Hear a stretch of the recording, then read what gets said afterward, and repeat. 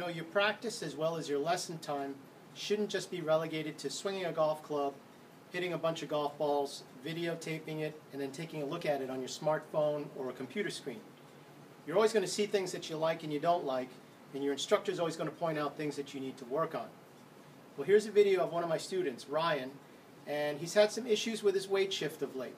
Specifically, when he gets into the impact area, he snaps that leg straight, hangs back on his right side, and then he early extends through impact. So what we've done is I've taken the golf club out of his hands, and we've been focusing solely on the movement patterns necessary to execute the golf swing. So what I'm hoping for is that as he works on them, his body as well as his mind starts to understand what he's supposed to do, and then eventually he could transfer that into the golf swing.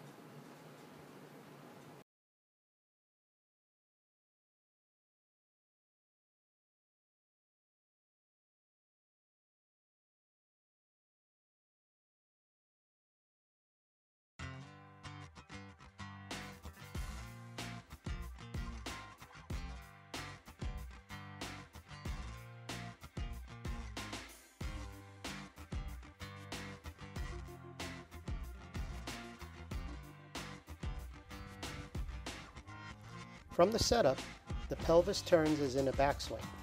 The rear buttock should touch the wall. Next, slide on the wall, which simulates the weight shift. The lead knee flexes, and there's a tremendous amount of pressure being driven down through the lead foot. Make sure not to lean the upper body. That should remain centered. Finally, the pelvis rotates to the finish with the lead buttock touching the wall. Many golfers will have little problem with the first two steps, but struggle with the third, as Ryan does here occasionally.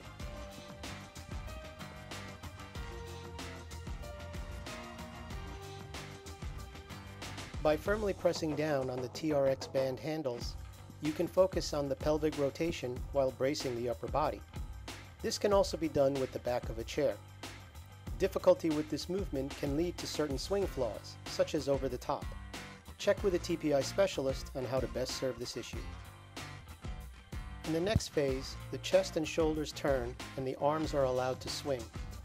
Ryan is now starting to sense how energy transfers from his lower body to the chest, shoulders, and arms using the midsection as a bridge. Note how the right foot is now shifting inwards.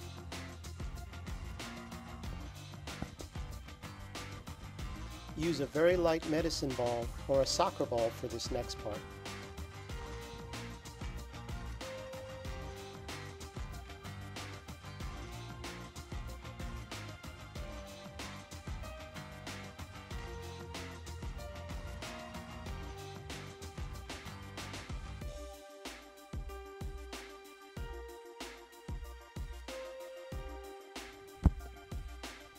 Don't be too concerned with correct form.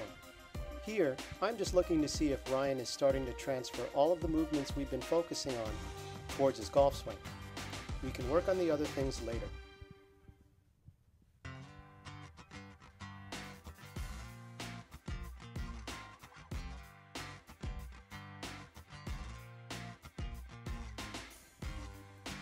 Ryan now has a greater understanding of a better hip turn. See how the left knee flexes, leading to a better connection with the ground. There's a hugely improved weight shift as well.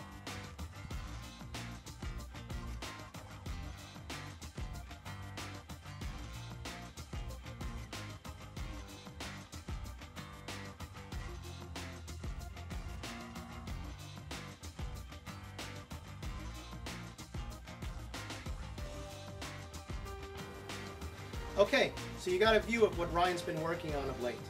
Now what I prescribed to him is that he does 5 reps of each exercise. So he's going against the wall and he's doing 5 of these, grabbing the TRX bands or going to the back of a chair, 5 of those, 5 of each exercise, and then he finishes off that circuit with 3 golf balls. Now he'll do that circuit 5 times, 10 times, whatever time allows, whether it's at home or here at our golf course. And what I'm looking for, as I mentioned earlier, is he taking that pattern and bringing it into his golf swing. Now, what we've noticed over the last couple of weeks as he's practiced is when he's on the V1, his early extension is virtually gone now. He's transferring his weight much better. Now, when he's on the Foresight launch monitor, nice improvements. Higher ball speed, higher swing speed, trajectory-wise, much better. He's hitting a nice high draw. And the best part of it is he's hitting the ball about 1.5 clubs further. So you can see this stuff can be done at home, at work, at your practice facility. You have no excuses. So if you're struggling with anything in your golf swing, maybe what you need to do is take the golf club out of your hand and just go through the basic motions of what you're trying to work on.